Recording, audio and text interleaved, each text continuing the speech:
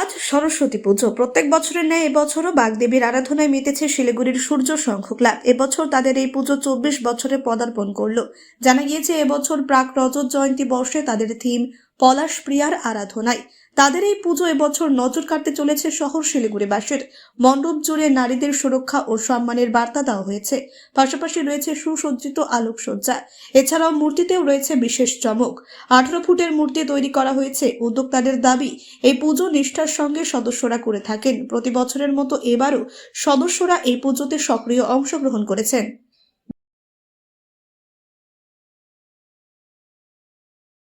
দত্ত, আমি এই পুজোর সঙ্গে যুক্ত। হচ্ছে সূর্য সংঘ, এবার প্রাক রজত জয়ন্তী বর্ষ অর্থাৎ 24তম বর্ষ। এই বছরের থিম হচ্ছে এই হোক অঙ্গীকার, নারী নির্যাতন নয় আর।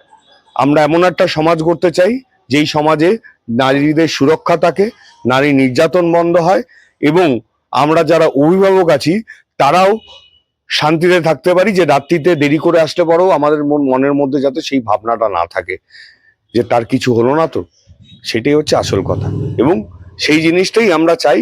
তাই দেবী সরস্বতী, বিদ্যার দেবী, তার কাছে আমরা চাই এমনভাবে আমাদের শিক্ষিত করে তুলুক যাতে আমরা একটা উপযুক্ত সমাজ গড়ে তুলতে পারি, যেই সমাজে থাকবে না কোনো বিদ্বেষ, থাকবে না কোনো ভয়, থাকবে না কোনো হানাহানি এবং থাকবে না কোনো নারী নির্যাতন।